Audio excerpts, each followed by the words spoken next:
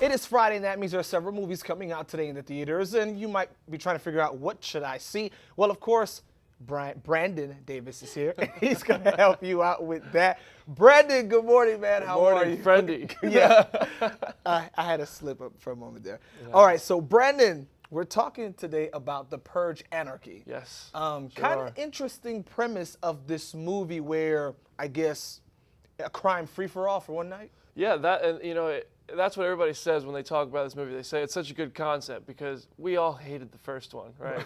Everyone I know, everyone I talk to, everyone hated the first Purge, but they all say it's such a good concept, I can't believe it was such a bad movie.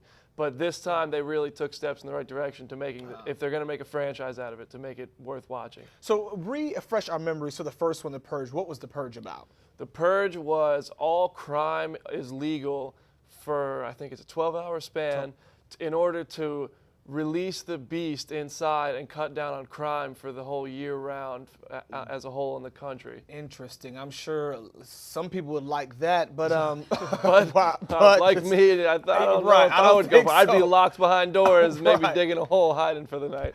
So for this one, Anarchy here is pretty interesting, and notice that there's this guy I saw in the trailer who's supposed to be the protector of everyone. Yeah, the actor's name is Frank Grillo. Okay. You might recognize him from Captain America. He had a role in there.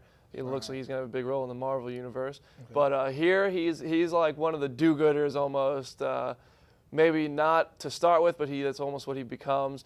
And he ends up taking in all these people like I forget his name. He played Matt Saracen in Friday Night Lights. You'll recognize him, and a few of these other folks.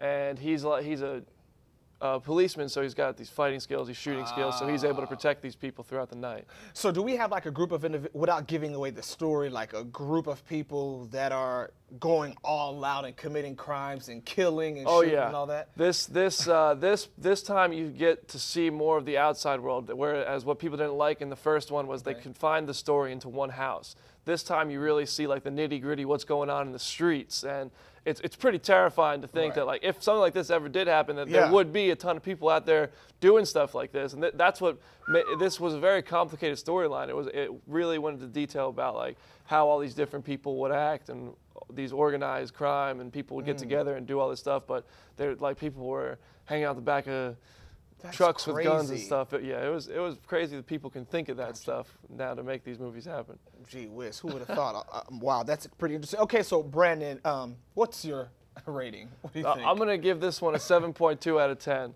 Now, it was a huge step in the right direction for the franchise, but it's not quite there yet. I feel like a couple better director choices and writing choices could make it even better. But it's getting there, and it made me look forward to a third one, hopefully. But, I mean, it wasn't quite there yet, in my opinion. So really quick, not a family movie.